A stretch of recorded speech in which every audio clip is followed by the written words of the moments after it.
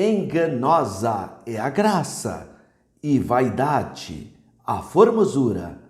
Mas a mulher que teme ao Senhor, essa será louvada. Provérbios 31, 30. A paz do Senhor, meu querido irmão, amigo, estudante da Escola Bíblica Dominical. Lição de número 7, a desconstrução da feminilidade bíblica.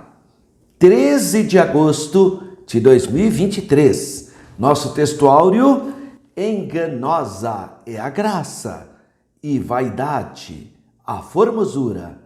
Mas a mulher que teme ao Senhor, essa será louvada. Provérbios 31, 30. Verdade prática. A mulher foi criada para cooperar com o homem. Deus lhe confiou a dádiva da maternidade e função de ser esposa e auxiliadora. Interessante é que o papel da mulher em relação ao marido é o mesmo papel de Deus em relação a nós. Veja que o salmista diz: Deus é o meu auxílio, bem presente na hora da angústia, né? Deus é auxiliador e a mulher é o auxílio também do homem. Então veja que o mesmo papel de Deus em relação a Israel é o papel da mulher em relação ao homem. Vamos pensar um pouquinho sobre o nosso texto áureo, Provérbios 31, 30. Enganosa é a graça e vaidade a formosura. Mas a mulher que teme ao Senhor, essa será louvada. Bem, o nosso texto áureo, esse versículo, está dentro do livro poético de Provérbios, no Provérbios de número 31, na verdade, né? Porque são poemas, né? E ali, nesse número 31, Provérbios 31, estão os conselhos que a mãe do rei Lemuel dá ao seu filho. Então, nós não sabemos quem é essa figura feminina que dá esses conselhos ao seu filho. Muitas pessoas acham que Lemuel era um outro nome de Salomão, mas a gente não tem como garantir essa possibilidade, né? Então a gente já viu comentaristas: não, Lemuel era dos nomes do rei Salomão. É verdade que os monarcas orientais tinham vários nomes, vários títulos, isso é verdade, mas não dá para afirmar categoricamente essa informação. Teoricamente, Salomão, que escreveu o livro dos Provérbios, teve conhecimento talvez de um outro reino, talvez em outro momento histórico, não sabemos, mas ele compilou esses versos extremamente edificantes que ficou então na Bíblia Sagrada. E ele inicia dizendo assim: enganosa é a graça. É o que ele pontua. Ele inicia dizendo: enganosa é a graça e vaidade é a formosura. Então, enganosa é a graça. O que ele está dizendo aqui? A graça aqui não tem a ideia da definição teológica de graça, não é isso. Graça é o jeito, sabe? Aquele jeitinho que cada mulher possui. Então esse jeitinho, ele é enganoso, porque às vezes a pessoa até parece que é humildezinha, né?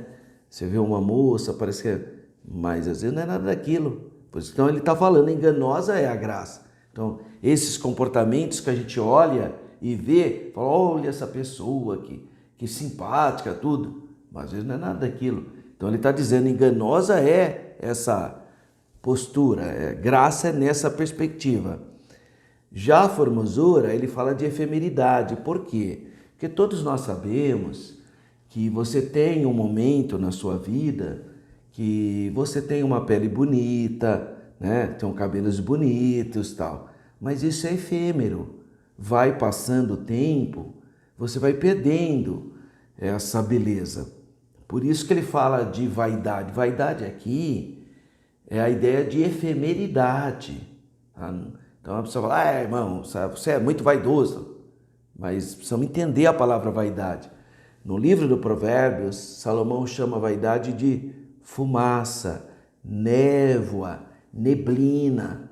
É algo que é efêmero. Basta nascer o sol que some tudo. Tá? Então, ele usa de maneira poética. Então, enganosa é esse jeitinho da mulher. É enganoso, às vezes não é nada daquilo. E a vaidade, aliás, e a formosura é vaidade, porque ela é efêmera. Mas ele inicia dizendo isso. Eu poderia traduzir também da seguinte maneira: enganosa é a graça, né? E vã a formosura. Então eu poderia dizer, enganosa é esse jeitinho feminino de parecer ser uma coisa, não necessariamente sendo. É nesse sentido que você pode se enganar. E é vã a formosura, é passageira, é efêmera. Daí a ideia da vaidade. Então a formosura, por muitas vezes, também engana. Por quê? Porque você fica às vezes encantado com aquilo que você está vendo. Mas a hora que você vai conviver com a pessoa é que você vai descobrir quem realmente é aquela pessoa. Então às vezes, por causa daquela beleza, daquela formosura, a pessoa não faz os juízos adequados, as análises adequadas. Então a formosura por muitas vezes engana. Ela rebrilha em alguém e obtém vantagens. Então tem uma pessoa formosa, uma pessoa que tem consciência da sua beleza, ela pode até utilizar da sua beleza para ser melhor acolhida, para ser escolhida, para ter privilégios. Então tem todas essas questões. A beleza, por muitas vezes, então, ela pode gerar incerteza, insinceridade e também ser extremamente calculista, né? Utilizar disso. O autor sacro falava do famoso encanto feminino sobre o qual todos nós bem conhecemos. Então, ele está dizendo que existem pessoas que têm um jeito tão encantador e pode ter até uma beleza, mas a gente só vai descobrir isso convivendo com a pessoa. Por isso que ele fala que é enganosa, porque você vê aquele jeitinho, né? Olha que pessoa agradável, né? Pelo sorrisinho, pelo jeitinho, mas depois convivendo com a pessoa, às vezes não tem nada a ver, né? E o mesmo caso em relação à beleza. A pessoa tem traços bonitos, bem definidos, ou até marcantes, e que chama a atenção. Só que você vai conviver com a pessoa que ela é uma verdadeira efemeridade. Esquece isso, porque depois o tempo vai perdendo isso. E aí, como é que fica, né? Então o autor sagrado está exortando o leitor que o valor de uma mulher não está em sua influência psicológica, nem reside em sua beleza física, muitas vezes agradável, mas tudo isso é efêmero e passageiro. Por isso mesmo que a gente tem que entender, e daí a necessidade de você conviver com a pessoa para entender o ponto de vista dela, como que ela interpreta, o que ela acha de uma série de circunstâncias na vida. Então não pode ser só por causa... O mundo é assim, o mundo vai muito pela aparência, né? E precisa tomar cuidado com isso. Tanto o encanto como a beleza física são valores transitórios. Todo mundo sabe disso, né? São efêmeros, né? Então a pessoa não vai ficar bela eternamente, né? Não tem jeito, porque o corpo, ele começa então, com o tempo, a se degenerar, né? E aí vem também uma resposta contra a evolução, né? A evolução parte do princípio que as pessoas vão se sofisticando até virar uma célula mais, né, sofisticada. Mas, na verdade, os seres vivos eles estão se degenerando, é o contrário, né? Então, vai passando o tempo, você vai perdendo aquela beleza, aquela jovialidade que vai perdendo. Então, vai ser... por isso que a gente fala de efemeridade e de transitoriedade, né? Por mais que hoje existem bons produtos que as mulheres, embora hoje não são só as mulheres, hoje também os homens, utilizam de bons produtos.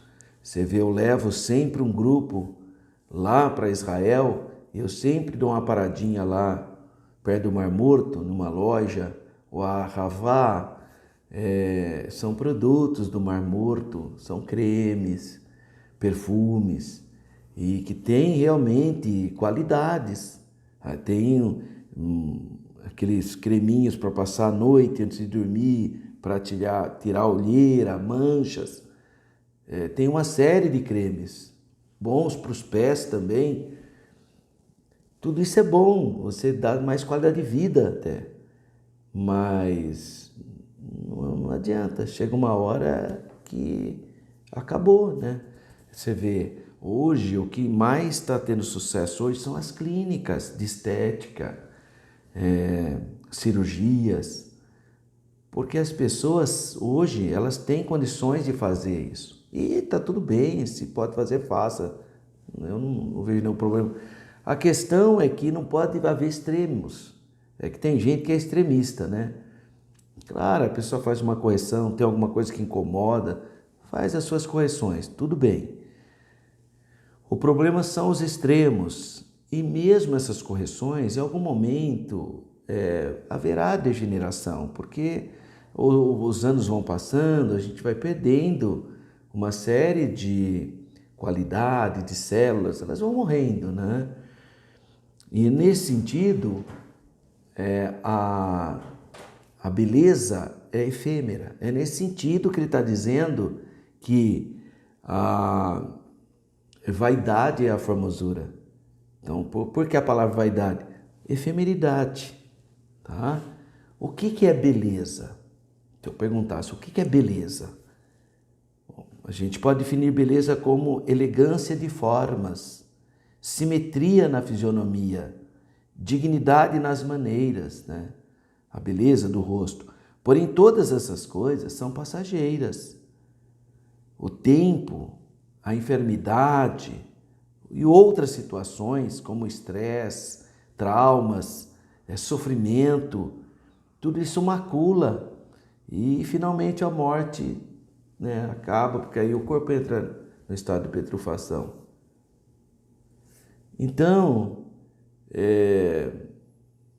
não tem, essa é a realidade. Então, na verdade, essa reflexão desse texto áureo, ele está apenas apontando para algo real.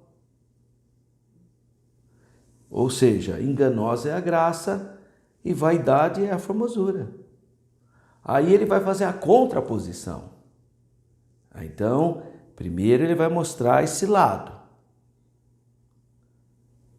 Olha, o jeitinho feminino, encantador, pode ser enganoso. A beleza, a simetria do rosto é passageira. Então vamos para o que nos interessa, e que é a parte B do versículo. Mas a mulher que teme ao Senhor, essa será louvada. Essa é a contraposição. Bom, todo mundo sabe que no livro dos Provérbios se fala muito sobre o temor do Senhor. É um tema muito presente, não só no livro dos Provérbios, se encontra também no livro de Eclesiastes, no livro dos Salmos, em outros locais. Mas no livro do Provérbios você encontra muito essa expressão, o temor do Senhor. O temor do Senhor é o princípio da sabedoria. Temei a Deus. Então fala muito, exorta muito ao temor. E a parte B diz isso. Mas a mulher que teme ao Senhor, essa será louvada. Então, essa ideia de temer ao Senhor vale tanto para o sexo feminino como para o masculino, né? Não é só para a mulher. Portanto, esse lema começa e encerra o livro, o temor do Senhor. Ele inicia o livro do Provérbios falando sobre o temor do Senhor. Ele encerra também falando sobre o temor do Senhor. Tá? Então ele inicia e encerra. Reflete a espiritualidade do Antigo Testamento, que tem a lei de Moisés como guia. Produz a vida, porquanto promove a sabedoria, né? O homem ou a mulher que possui sabedoria são elogiados. Então, a mulher que busca a sabedoria, ela será louvada permanentemente. E ela vai ter uma beleza basicamente eterna, né? Porque a sabedoria fica na alma, né? Não é uma coisa do corpo, a sabedoria não é algo do corpo. Então, os olhos de Deus estão sobre ela, comunicando-lhe a graça de Deus. Então, ele é um texto muito interessante, porque ele mostra a parte a efemeridade do jeitinho da mulher que pode enganar, da beleza da mulher que é efêmera, passageira, e aí contrapõe. Mas aí ele vai evocar o temor do Senhor. E o temor do Senhor é tudo. É importante que a gente tenha temor de Deus, porque tem hora que você está livre para fazer suas escolhas. Não tem o seu cônjuge te olhando, não tem o pastor, não tem o professor, não tem ninguém. Você está livre para fazer sua escolha. É aí que o nome de Deus é glorificado. Quando todas as coisas conspiram para você pecar, e você, pelo fato de ter o temor de Deus no teu coração, você é fiel ao Senhor. Então tem gente que é fiel a Deus só quando ele está ladeado de pessoas, que seria como uma fiscalização contínua, né? Então o cônjuge está perto, o irmão está perto, a irmã, as pessoas, então aí é santo, tudo bonitinho. Mas se ele ficar sozinho, se ele fizer uma viagem sozinho, se ela fizer uma viagem sozinha, quando chega na sua privacidade, abre o seu computador, etc., aí o temor do Senhor desaparece da vida da pessoa. Mas é exatamente nesse momento que você é tentado, que você é aprovado, que você está só para fazer escolhas, é exatamente aí que deve operar o temor de Deus. Porque Deus é que está sendo testemunha e não coisas e pessoas. Então, não eu vejo, é importante você dar bom testemunho para as pessoas, está tudo certo. Mas o bom testemunho a gente dá para Deus, eu e Deus, você e Deus. Então, tenha temor de Deus, por quê? Porque você será louvado se você cultivar esse sentimento de fé. A introdução da nossa lição, essa é a pré-aula número 7. Eu estou discutindo isso para você se qualificar, se preparar para a aula de número 7. Então, as Escrituras apresentam a mulher virtuosa com o símbolo de feminilidade. Então, o que é um símbolo de feminino na Bíblia? Uma mulher que tem temor de Deus. Essa mulher é retratada com o modelo da esposa fiel. É só você ler lá o capítulo 31 de Provérbios. É uma mulher, uma esposa fiel, é uma mãe amorosa, é uma administradora do lar e é uma empreendedora. Olha que coisa. Tudo isso, o Provérbios 31, ele apresenta uma referência de feminilidade. Então, a mulher, ela pode desenvolver toda a sua potencialidade. E o capítulo 31 mostra uma mulher modelo de esposa, de mãe amorosa, de administradora, de empreendedora exemplar. Então veja quantas faces, né, que são trabalhadas. E nessa lição, então, essa é uma pré-aula, né, de número 7, nós apresentamos então a orientação divina para a mulher. E essa orientação, ela está sendo atacada por ideologias, mas é uma orientação também que ataca as ideologias, né? Aí vai depender como que você enxerga a situação. São propósitos estabelecidos por Deus que quem coloca no coração, obviamente, vai acabar se contrapondo ao feminismo, ao ativismo feminino, né? E por quê? Porque a Bíblia tem o seu modelo de feminilidade. A Bíblia tem o seu modelo. Ninguém é obrigado a obedecer à Bíblia, mas a Bíblia tem o seu modelo. Agora, o mundo, o espírito da Babilônia, a ideologia do mundo, e aí entra o feminismo, o marxismo e etc., hedonismo, querer impor o seu modelo sobre nós, não tem a menor chance, né? Nós temos uma postura firme nos nossos princípios.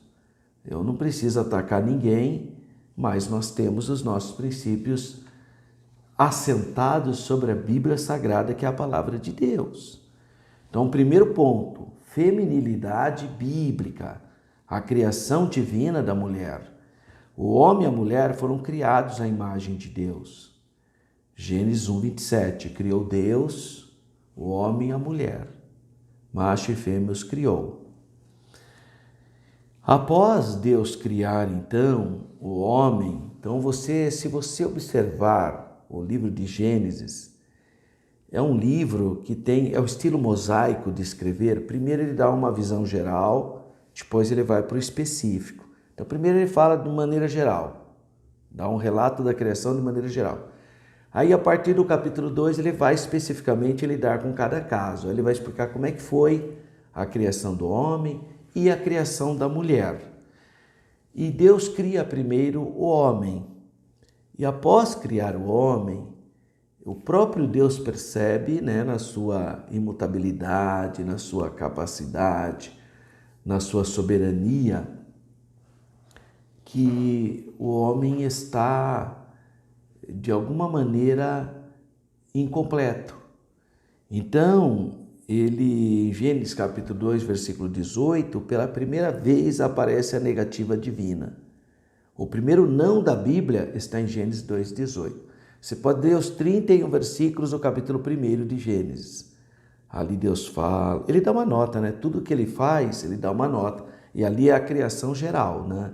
Então ele cria as árvores, cria os animais, separa uma coisa, separa... E ele dá uma nota, a nota do hebraico Tov Meod, né? E viu Deus que era muito bom, Tov, bom, Tov Meod, muito bom.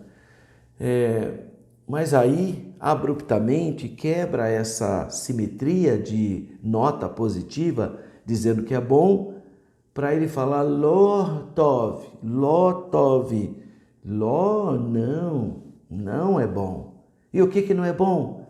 Que o homem viva solitário. É aquele poeta inglês do século XVII que disse, nenhum homem é uma ilha, né?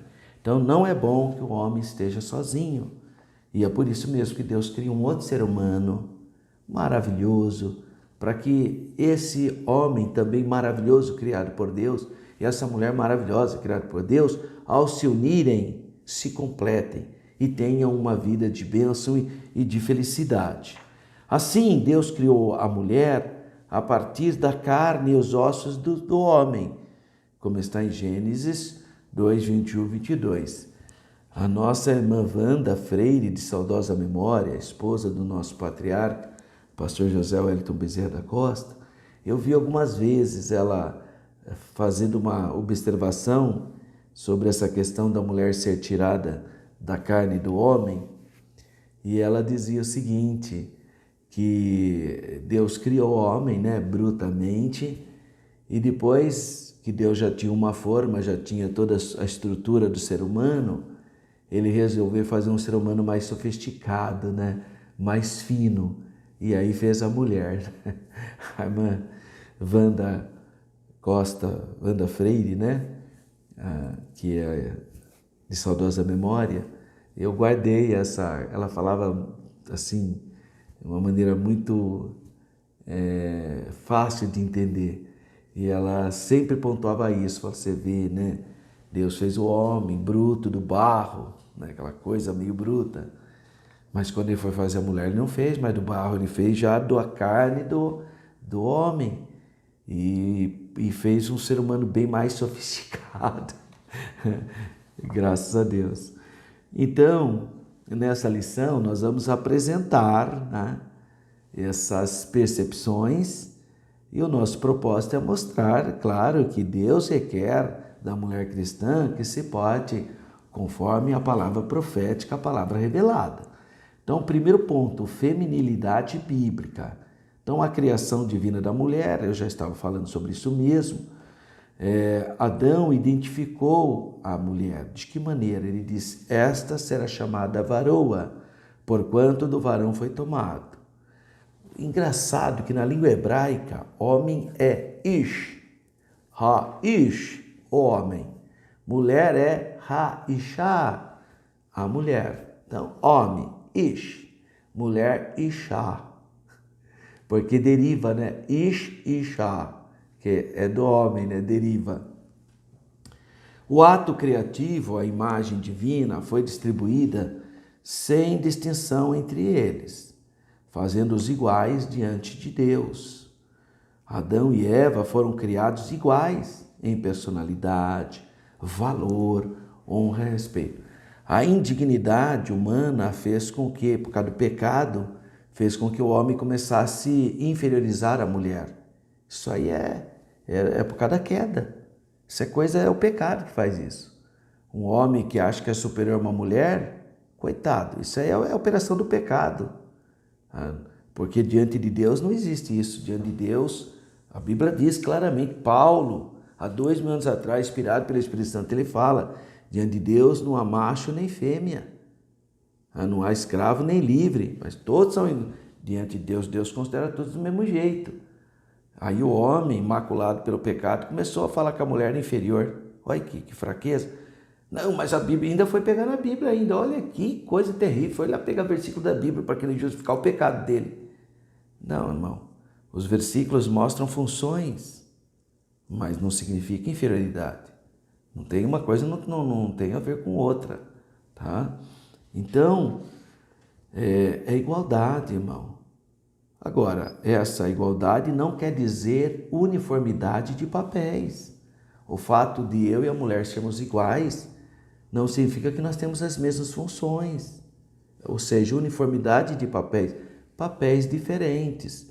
Nós já falamos aqui, o homem tem uma força bruta, né? É mais racional, no termos de coisas mais quadradas, né? Enquanto que as mulheres são mais sensíveis, né? Tem o privilégio da maternidade, então são papéis diferentes, mas diante de Deus não existe inferioridade. Tem que ficar claro nessa lição, porque o movimento feminista ataca muitos cristãos dizendo que nós rebaixamos a mulher. Nós não rebaixamos não, quem fez isso foi o pecado, né? 1.2, a bênção da maternidade. No mandato criacional, Deus ordenou ao homem, ele disse, frutificai e multiplicai-vos e enchei a terra. Gênesis 1:28. Obviamente, uma tarefa impossível para o primeiro casal realizar sozinho. Todos iriam cooperar, né? Estou lembrando aqui de um pastor, ele dirigiu uma congregação pequena no interior e tinha um irmãozinho que todo ano ele tinha um filho. Já estava no 9º filho. Ele queria ter um homem e ele não conseguia, só nascia mulher. Tudo com letra E. Depois o nome dos filhos, Elizabeth, Eliane, Elaine, Elisângela, só com E. E ele queria ter um homem. Ele falou, enquanto não nascer o menino, eu não paro. E o pastor, né, um líder experiente, viu que a irmã estava até com anemia, né? Porque imagina um filho, todo ano um filho, né? Então ele chegou para o irmão e falou, meu irmão, as coisas não são assim, irmão. Você precisa ver a saúde da sua esposa. Eu sei que o irmão tem uma propriedade onde vocês têm uma economia de subsistência, mas tem que pensar no futuro dos seus filhinhos. Você já tem 9 filhas, irmã. Não pode, irmão, tem que se programar melhor, se organizar, né? Aí o irmãozinho olhou bem para ele e falou, não, pastor, está na Bíblia aqui, ó. Frutificai, multiplicai e encher a terra. Está aqui em Gênesis 1:28. Aí o pastor olhou bem para ele e falou, irmão, mas todo mundo vai ajudar a encher a terra. Não é o senhor sozinho não, irmão. Não é só você não. Ele pegou esse versículo para ele, coitado. Ele pegou esse versículo para ele. Ó, aqui, ó, frutificar e multiplicar e encher a terra. Sim, mas é para todo mundo, não é só para você não, viu? Esse versículo é para todos nós, né? Então não foi só Adão que vai cumprir essa mensagem de Deus, é para todo ser humano, né? A vontade de Deus é que nós sejamos frutíferos e também multipliquemo-nos e enchemos-nos a terra, né? Essa é a vontade de Deus, mas isso é uma ordem geral, né? Não é específica para uma pessoa, né? Obviamente, uma tarefa impossível então para Adão. Assim, a mulher foi criada com a bênção da maternidade e com a função de ser esposa e mãe. Adão a chamou de Eva. Por que Adão chama a primeira mulher de Eva? Porquanto ela era mãe de todos os viventes. Isso está em Gênesis 3:20. Desse modo, o papel natural inclui a dádiva da procriação. Esse é um dos motivos porque nós, cristãos, defendemos a prática monogâmica e heterossexual. Porque nós entendemos que a prática homossexual, a prática homossexual, ou o relacionamento homoafetivo, ou a homossexualidade, são práticas, ou é uma prática especificamente, que não gera, né? Ela é híbrida, né? Não tem fins de procriação. Não que o relacionamento sexual seja exclusivamente para a procriação, não é isso. É que para o propósito que Deus estabeleceu, que era frutificar e multiplicar, esses relacionamentos, eles destoam da ordem divina. Não dá para cumprir a ordem divina dentro desse tipo de relacionamento. Aí alguém vai falar assim, não, mas hoje a pessoa pode adotar, a pessoa pode fazer inseminação artificial. Pode, se tiver muito dinheiro, né? Se tiver muita estrutura, pode. Só tem um detalhe, se tiver um país só de pessoas que têm um relacionamento homoafetivo, acaba a humanidade. Então, porque normalmente esses casais vão acolher um filho de um casal ou de um relacionamento heterossexual.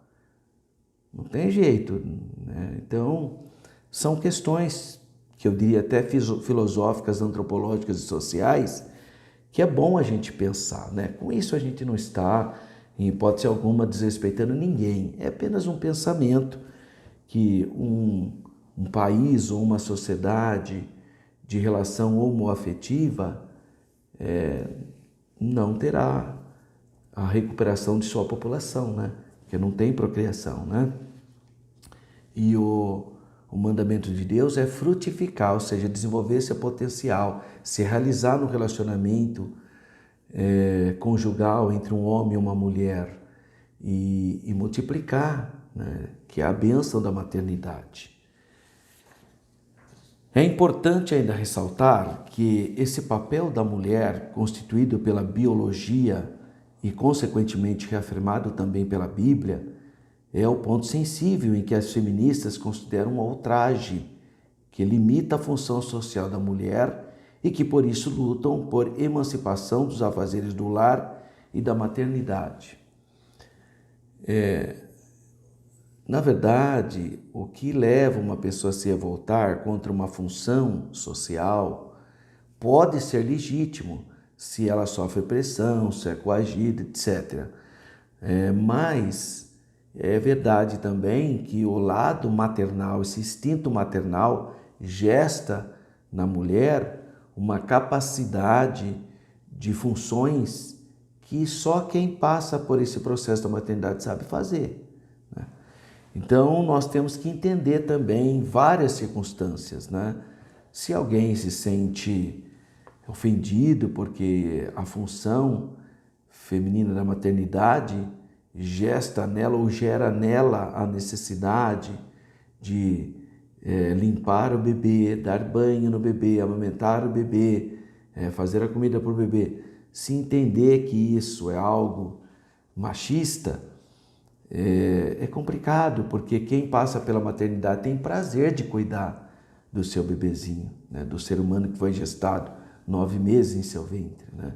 Então são questões de análise. Na verdade, a ideia de você querer emancipar, ela tem que ser melhor trabalhada, né?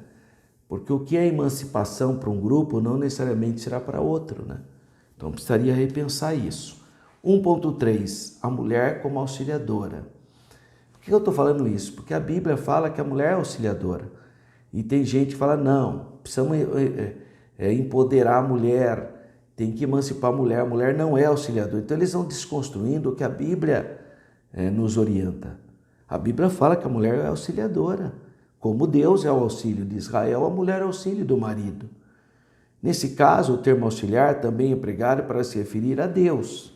Como diz o Salmo 33, versículo 20, Salmo 101, versículo 2, Deus é o auxílio. Portanto, auxiliar não é algo depreciativo, porque o problema dos feministas, é que elas entendem que quando eu falo que a esposa é auxiliadora, ela acha que é um termo depreciativo, e não é. Tanto é que o próprio Deus tem esse papel. Isso foi assim porque Adão convivia com todos os seres criados, mas não achava auxiliar semelhante a ele, capaz de suprir essas necessidades. Então, por esse motivo, Deus fez a mulher para cooperar com o homem, não como alguém inferior, hein? Isso não existe, talvez esse seja o equívoco, né?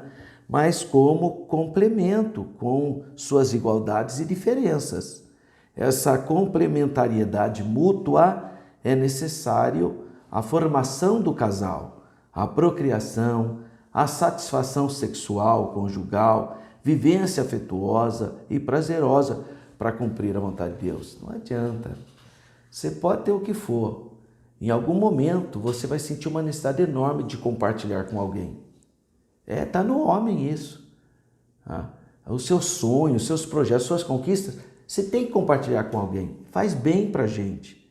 É tão bom você chegar na sua casa, senta com a sua esposa para tomar um café, tomar um chá, tomar um suco, uma água e compartilhar das suas vitórias, das suas lutas, suas conquistas. Isso é tão bom ter alguém para te ouvir, para te apoiar. Isso é maravilhoso, não é? Então, síntese do tópico 1. Deus criou a mulher com funções de cuidar e auxiliar no desempenho da sua família, trazendo assim equilíbrio na casa, devido à sensibilidade feminina. Então, se o marido, só ele tomar certas decisões sem pedir o auxílio da esposa, está fadado a, com razão, sofrer na vida, né?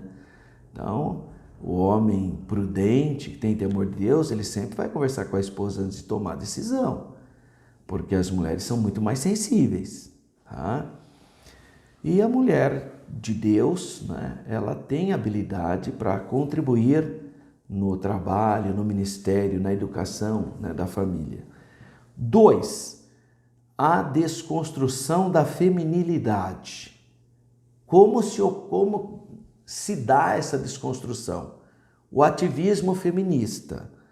No século XIX, aconteceu então na Europa e nos Estados Unidos a primeira onda do ativismo feminista. As mulheres então reivindicavam direitos iguais aos dos homens. É o que muitos historiadores dizem da luta legítima, é a primeira luta. É o primeiro momento quando as mulheres falaram que elas tinham o direito de trabalhar menos hora, receber salários similares aos dos homens, pediram para participar de atividades que antigamente eram exclusivamente masculinas, como, por exemplo, trabalhar na indústria, praticar algum tipo de esporte e, finalmente, o direito ao voto. E essas demandas, essas expectativas feministas, elas eram corretas. Elas eram. Então, eu sei que naquela época, como as pessoas tinham uma outra cultura, se escandalizavam. Nossa, a mulher está querendo votar agora, onde se viu? Hoje é tão comum, né? Hoje a gente tem... os partidos políticos até reservam cotas para mulheres, né? Que é muito importante a participação política da mulher. A mulher joga luz na administração pública um jeito tão ímpar, tão especial. Então hoje é muito importante a presença feminina em qualquer governo. O correto mesmo era a paridade de gêneros, né? O correto, o adequado seria, se você tem 30 ministros, 15 homens, 15 mulheres. Seria o ideal, né? Porque realmente você dá oportunidade para todos e sabedores de que a nossa população, a maioria é mulher, né? Então é muito importante a participação das mulheres em todos os setores da sociedade. Elas contribuem demais com a obra de Deus e com a obra também secular, né? A obra de Deus, o exemplo maior foi a Coreia do Sul. Quando surgiu a guerra da Coreia, os homens coreanos iam para a guerra. Quem ficava eram as mulheres. As mulheres organizaram igrejas. O cristianismo na Coreia na década de 50 era muito pequeno. A maior parte da população era budista, né? E hoje a Coreia, além de ser uma das nações mais avançadas, é uma das nações mais cristãs da Ásia, né? Em termos de protestantismo, é a nação mais protestante da Ásia. Hoje, 56% da população coreana já é cristã. E isso é muito impressionante. A maior nação cristã da Ásia são as Filipinas, católica, né? Mas é considerada a maior nação cristã da Ásia são as Filipinas. Mas nós temos grandes contingentes cristãos na Indonésia e especificamente na Coreia do Sul, estou dizendo a Coreia do Sul, onde a maior parte da população hoje já é praticante do cristianismo. Isso se deve muito às mulheres, que enquanto os maridos estavam na guerra, elas estavam nos púlpitos pregando a palavra de Deus, né? Então as mulheres, nesse primeiro momento, elas tiveram muito apoio, inclusive de muitos filósofos, muitos homens. Então falaram, é justo que a mulher vote, é justo que ela tenha um salário igual ao do homem. Não tem sentido porque o homem ganha um salário e a esposa outro. Porque nós vivemos numa outra sociedade. Hoje, ambos trabalham, né? Para serem provedores. Então, as mulheres reivindicavam esse direito. O primeiro a se popularizar foi o direito do voto. Então, no século XX, veio a segunda onda. Então, essa primeira onda a gente viu como uma certa legitimidade a luta delas. Aí veio a segunda onda do século XX. A segunda onda entrou num aspecto muito complicado, porque elas começaram a lutar por direitos reprodutivos e liberdade sexual. Essa segunda onda já foi uma coisa meio traumática. E aí é que surge a Simone de Beauvoir. A Simone de Beauvoir, ela foi uma francesa, filósofa. Ela criou e cunhou uma ideia sobre a sexualidade, que é hoje muito acolhido por muitos grupos, que é não se nasce mulher, se torna mulher. Isso na percepção dela, né? O que ela está dizendo como não se nasce mulher, se torna mulher? Ela está querendo dizer que ninguém nasce homem ou mulher com o sexo biológico não é nada. Ninguém nasce homem nem mulher. É a sociedade que vai te dar a caricatura de homem ou de mulher. Então, por isso que ela fala, você não nasce mulher, você torna-se mulher. Mas todas as pesquisas científicas, todas as análises derrubam essa tese, né? O sexo biológico, ele define sim. Agora, há exceção? A exceção há em todas as regras. Então, eu não discuto exceção, né? Estou falando de regras. Então, o ativismo feminista. Esse ativismo avançou e ampliou para a discussão de gênero e o movimento toma conotações de empoderamento da mulher. O empoderamento, teoricamente, é dar poder, né? Concentrar poder, né? Mas em 2011, a partir de um fenômeno da Universidade de Toronto, no Canadá, se introduziu um slogan dizendo assim, meu corpo, minhas regras. Como cristãos, nós devemos afirmar e defender os direitos da mulher, bem como combater qualquer tipo de discriminação. Porém, ao mesmo tempo, devemos deixar claro que o feminismo é uma ideologia que, na atualidade, é contrária aos princípios bíblicos. Não que tudo que está no feminismo seja diretamente contra a Bíblia, não. Mas o feminismo marxista hoje acham que a Bíblia é um problema, então eles lutam contra a Bíblia. 2.2, a questão da liberdade sexual, que é uma luta do movimento feminismo de segunda onda. A Bíblia se refere ao sexo como algo prazeroso entre o homem e uma mulher, nos limites do casamento. A satisfação sexual deve ocorrer dentro do matrimônio e ser precedida de amor mútuo entre ambos.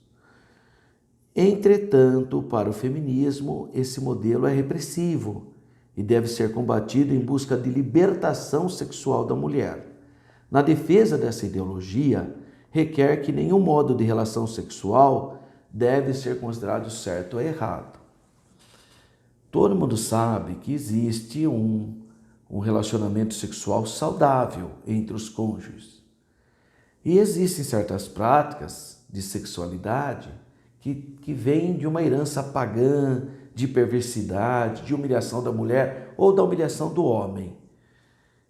Então, essa ideia de que não existe nenhum modo de relação considerado certo ou errado não é apropriado. Existe sim comportamentos sexuais que são errados, que devem ser combatidos. Tá? Então não é assim, falando, não tem errado nem certo. Claro que tem. E na defesa dessa ideologia, requer que nenhum modo de relação sexual deve ser errado ou certo, porque isso vale tudo, né? Aqui inclui-se a iniciação sexual precoce, a prática da homossexualidade, a fornicação, o adultério e a prostituição. A Bíblia condena isso. Para o mundo é normal, né? Não é tão normal também, até a sociedade mundana, espante você. Tanto o Partido Comunista da União Soviética como o atual Partido Comunista Chinês combate a prostituição. Então, você vê, o Partido Comunista é ateu, nem crê em Deus, mas combate a prostituição, combate a homossexualidade. Na China, na Rússia, na antiga União Soviética. Lá na Coreia do Norte, verifica se pode ter praticante de homossexualidade lá. Casamento, relacionamento homoafetivo. Não pode, é crime nesse país. E não crê em Deus. Então não tem a ver com a Bíblia. Só o Ocidente, assim, porque a Bíblia que criou. Não é a Bíblia, é o pecado.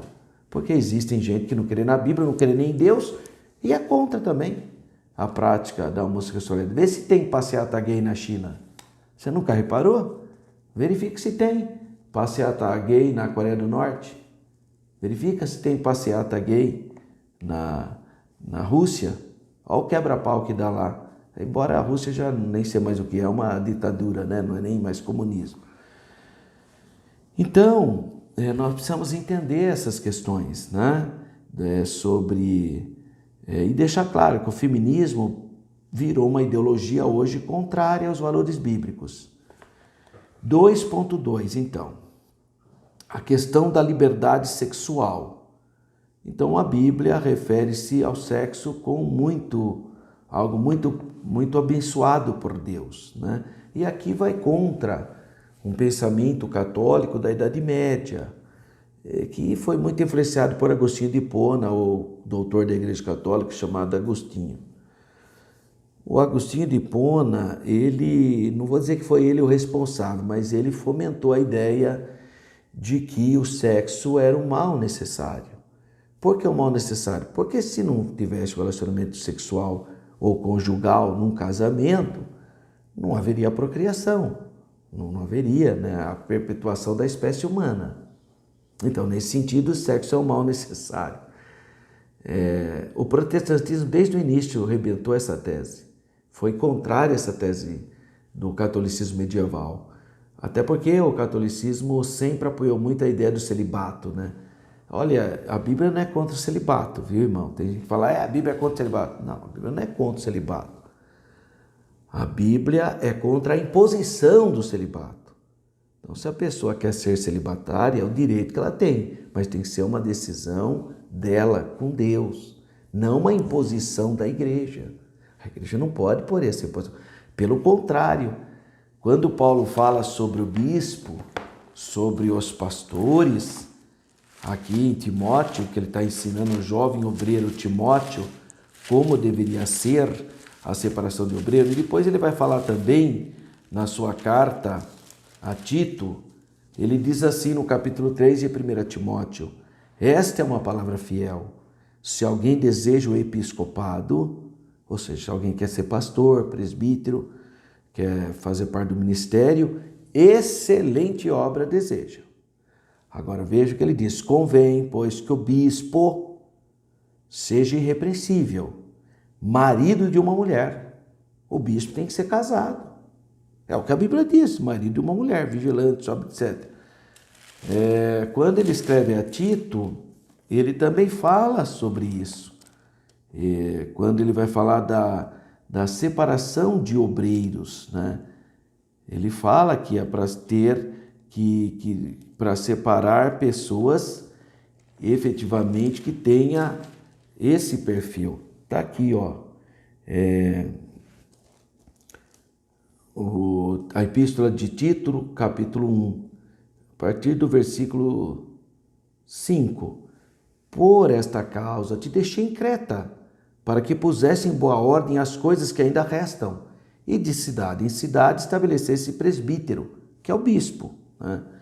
Como já te mandei, aquele que for repreensível, marido de uma mulher, que tenha filhos fiéis, que não possam ser acusados de dissolução nem de desobediente. Então, o modelo da Bíblia, o bispo tem que ser casado, sim. O modelo da Bíblia. Mas tem algum problema uma pessoa de Deus, um pastor, um bispo, um presbítero, ser celibatário? Não. Existem pessoas celibatárias, mas por Deus que chamou ela, né, para ser assim, né, irmão? Não é uma imposição da igreja, tá? Jesus falou que tem 3 tipos de eunucos, né? Aqueles eunucos que foram convertidos, eles não queriam ser eunucos, eles foram pegos como criança e foram castrados. Isso estou falando de 2000 anos atrás, né? 2000 anos atrás.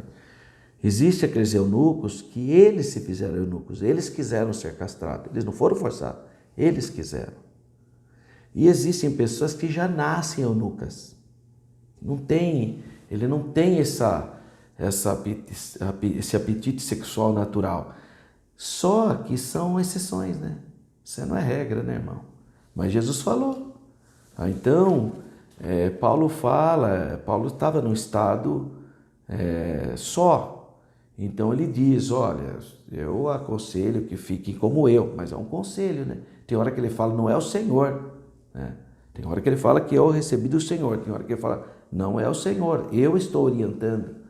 Então são orientações para o bem da obra, principalmente numa igreja que era perseguida, né? Você vai querer casar, ter filho no meio da perseguição? Imagina que tribulação que seria. Então era melhor ficar só.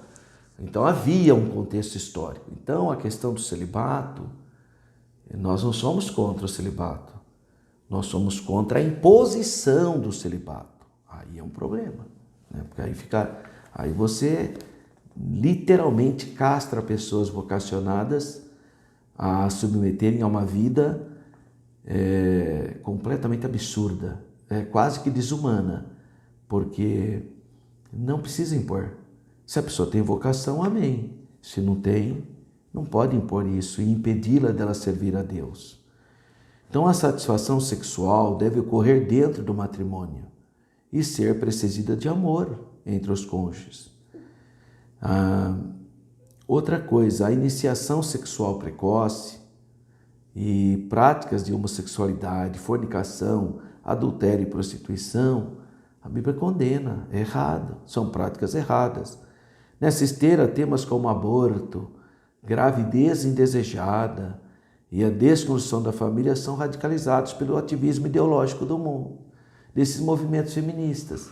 Então, deve existir movimento feminista sério, sensato, que realmente luta pelos direitos das mulheres? Deve existir. Mas esse que tem por aí, envolvido com partido de ideologia de esquerda, é tudo uma ideologia contrária à palavra de Deus.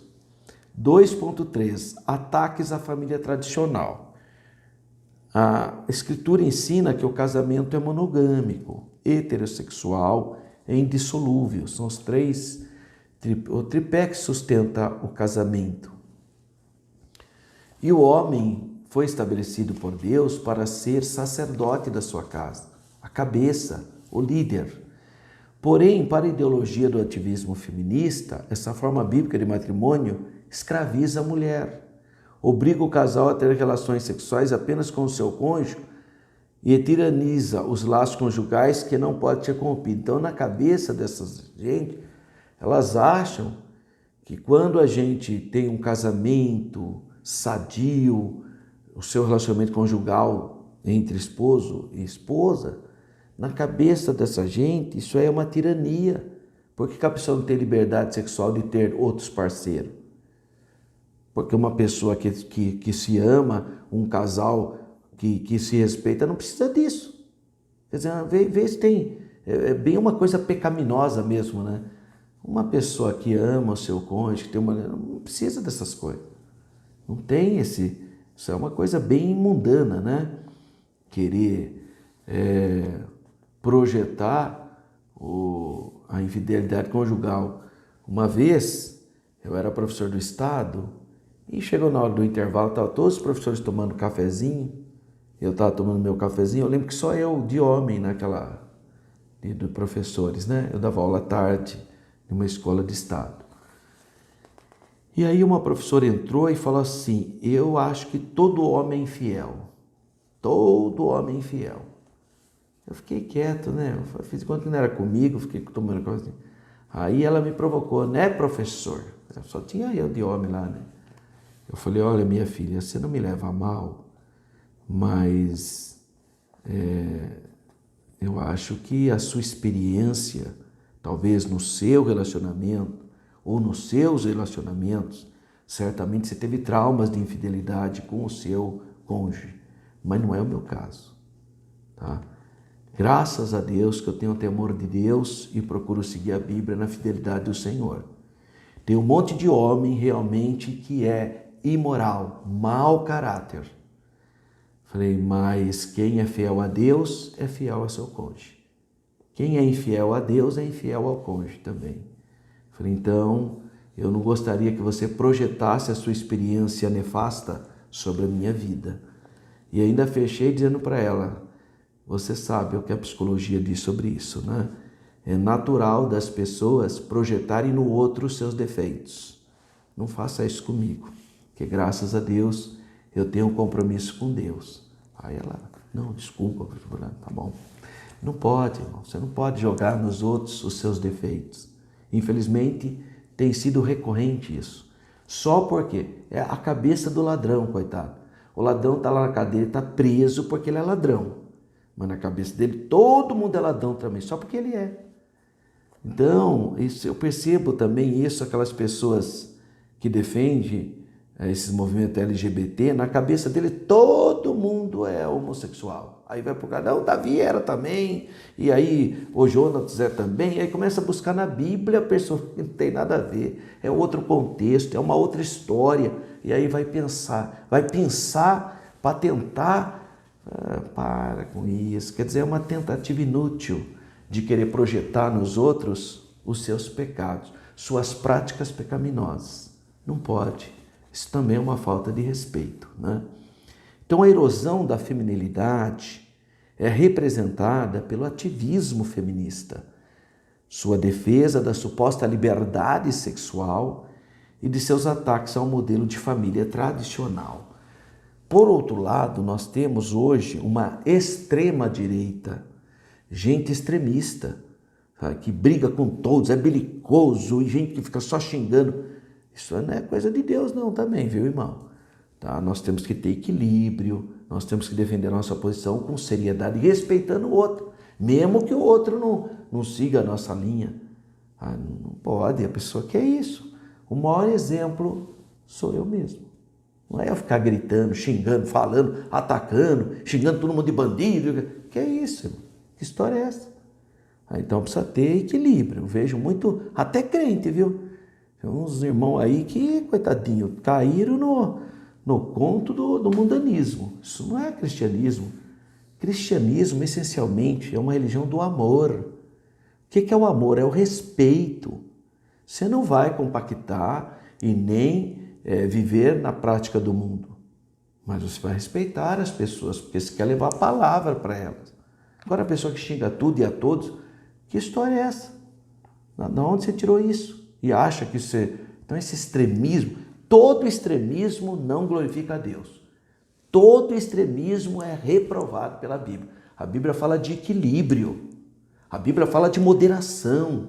A Bíblia fala do fruto do Espírito. E 3, mulher virtuosa, símbolo bíblico de feminilidade, que é o Provérbios número 31. Então, 3.1, modelo de esposa fiel. Então, a mulher virtuosa é de inestimável valor. A Bíblia declara, o coração do seu marido está nela confiado. Provérbios 31:11. Assim, a conduta dessa esposa é uma conduta ilibada em todas as áreas. Lealdade conjugal, pureza sexual, excelente gerenciamento dessa mulher. Ela não deixa a família passar por necessidade não, porque ela é responsável, extremamente responsável, porque ela é estrategista. Então, aqui em Provérbios 31:11, parte B, diz, nenhuma fazenda faltará.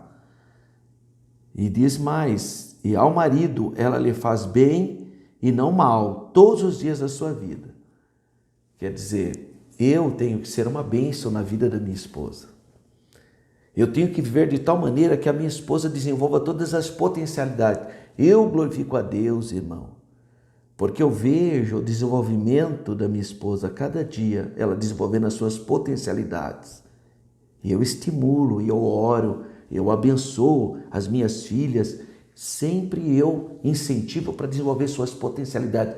Eu quero que os meus filhos sejam muito melhores do que eu. E a minha esposa me inspira também. Eu faço as coisas com alegria porque eu tenho o apoio da minha esposa. Então isso me inspira. Isso é casamento. Um cônjuge motiva o outro. Agora, irmão, como que uma pessoa está casada, tudo que o outro vai fazer, ao invés de estimular, apoiar, não, puxa, sabe? Quer trazer para baixo. Tudo joga um balde de água fria. Está errado esse relacionamento. Um tem que apoiar o outro, motivar, conversar, dialogar. E um deve ser motivo de inspiração para o outro. É o que Deus falou para Abraão no capítulo 12 de Gênesis. Abraão, sê tu uma bênção. Você, irmão, tem que ser uma bênção na vida da sua esposa. Você, minha irmã, tem que ser uma bênção na vida da sua esposa. Sê tu uma bênção. Essa é a vontade de Deus para o nosso casamento. Então, as nossas ações devem ser ações inspiradoras para o nosso cônjuge. E é aquilo que Jesus falou, né? Vós, marido, amai vossas mulheres. Demonstre isso. Jesus morreu na cruz. E você está fazendo o que para o seu cônjuge? Irmão, hoje com esse negócio de internet, virou uma bênção. Você pode mandar coração para cá, coração para lá. O dia inteiro você pode mandar coração para o seu cônjuge. Olha que bênção. 3.2, padrão de mãe amorosa. Feminilidade. Mulher virtuosa é uma mãe dedicada. Se levanta e dá mantimento à sua casa. Provérbios 31:15. É bonito isso, né? A ideia é simbólica, né? Hoje você nem precisa levantar tão cedo assim, mas na época antiga precisava, né?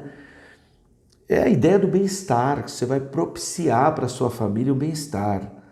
Ela fala que não receia a neve por seus familiares, pois todos eles vestem agasalhos.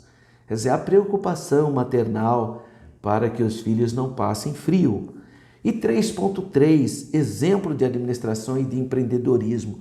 É muito bonito essa parte final, porque ao mesmo tempo que mostra uma mulher com o ar da sua graciosidade de maternidade, de esposa auxiliadora, mostra também que ela é administradora. Olha que bonito! E o que mais? É empreendedora. E as pessoas não exploram esse lado tão positivo que a Bíblia fala. A mulher virtuosa é uma notável administradora. Ela negocia bens importados e de elevado padrão para a sua casa. Está escrito em Provérbios 31:14. Compra propriedades e gerencia negócios lucrativos. Provérbios 31:16. Administra a produção e as vendas de seu empreendimento. Provérbios 31:18 e 24. Generosa e sensível, ajuda os pobres e necessitados. Provérbios 31 e 20. Cheia de energia e de bom caráter, é autoconfiante em relação ao futuro. Provérbios 31, 25. Olha quanta coisa. Então não é só uma mãe presente, uma esposa auxiliar, é uma empreendedora. Ela tem estratégia. Por isso que a Bíblia fala, né? Quem encontra uma esposa achou misericórdia de Deus, achou um tesouro, né? É essa mulher virtuosa. Então, o resuminho geral, a mulher virtuosa é um símbolo bíblico que tem a ver com esposa fiel, mãe amorosa e mulher administradora, empreendedora. Graças a Deus. Para nós fecharmos essa pré-aula, todos esses elementos que eu estou passando para você ter domínio, né? Para você chegar lá no domingo, nesse dia 13 de agosto, e ter firmeza para falar e abordar os assuntos. Para nós fecharmos as considerações finais, a Bíblia revela que os homens e mulheres se completam. Tá? Não pensa que a beleza da nossa humanidade é a completude do casamento. Literalmente, o relacionamento conjugal, né? Que tornam-se ambos uma só carne. Dessa forma, marido e mulher são iguais como pessoas. São diferentes nas funções que Deus mesmo estabeleceu. Você vê, o homem não tem jeito dele dar luz. Um filho, homem não. Ah, não, mas eu sou de um homem. Não, você não sou de um, isso é uma outra coisa. Homem não dá luz. Quem dá luz? A mulher. É o sexo feminino, que tem a sua estrutura para gerar. Mas eu conheci um homem que não é homem, nasceu mulher. Aí mudou a sua, sei lá, mas era mulher. Então o que vale é biológico, a biologia, né? Dentre outros papéis, Deus confiou às mulheres a dádiva da maternidade e a tarefa de ser auxiliadora. Eu vou aqui pôr um ponto. É possível uma pessoa nascer com órgão de um determinado sexo, mas ser outra pessoa? É possível isso? Vamos pegar o caso do hermafrodita, que nasce às vezes com 2 órgãos genitais. Então é possível, mas é uma exceção das exceções. São casos muito atípicos, mas existe. O hermafrodita, normalmente um dos sexos não vai funcionar, né? E aí precisa ser feito todo um trabalho. Então existe, mas não é. Eu nem falo desses assuntos porque não é regra, né? A gente tem que sempre falar do que é regra. Agora, existe hermafrodita. É uma pessoa que nasce com 2 sexos. Aí precisa verificar qual é o sexo daquela pessoa, né? Aí para poder se definir o que é. Então é um caso muito atípico, que deve ser cuidado, com muita atenção, muito carinho. São as exceções das exceções, né? E a gente não pode ser também fechado para situações atípicas. Você vê, o normal não é você nascer com 5 dedos, mas a Bíblia fala de um gigante que tinha 6 dedos. É uma coisa, é atípico, né? Nós sabemos de crianças que nascem grudadas. Isso é um caso muito atípico, mas tem. E tem situações que não dá nem para separar. Tem casos que dá para separar, mas tem casos que não dá. Então, mas isso são exceções. Você não pode pegar as exceções e fazer de exceções regra. Tá? A regra é o que nós conhecemos, mas é possível existir algum tipo de exceção e a gente tem que saber lidar com a exceção com muito temor de Deus, né? Não pode ser uma pessoa que não... Às vezes acontece, é difícil, mas acontece. Essas características enobrecem e não estigmatizam a mulher. O fato dela ser genitora, o fato da mulher ter essa sensibilidade maior, só enobrece a pessoa, né? Por isso a mulher cristã é instruída a honrar a sua feminilidade. Feminilidade, e assim glorificar a Deus em sua soberania. Assim como o homem tem que entender a sua masculinidade no temor de Deus, entendendo o que a Bíblia fala de masculinidade, assim também a mulher. Ela tem que compreender o seu papel. E assim como eu tenho que defender, gostar e fomentar essa masculinidade sadia, assim também a mulher. Por isso que as mulheres penteiam o cabelo e vão e fazem coisas no rosto e tanta coisa. De alguma maneira está fomentando a sua feminilidade, porque ela gosta de se apresentar bonita. Para a mulher é importante isso. Então são características naturais até. Agora, o que a Bíblia fala sobre isso? A Bíblia fala o que é uma masculinidade bíblica, o que é uma feminilidade bíblica. E está ligado também ao sexo, né? Macho, fêmea, e ligado também a funções. Que Deus continue abençoando a sua vida, que você tenha uma aula muito abençoada. Fique na paz do Senhor.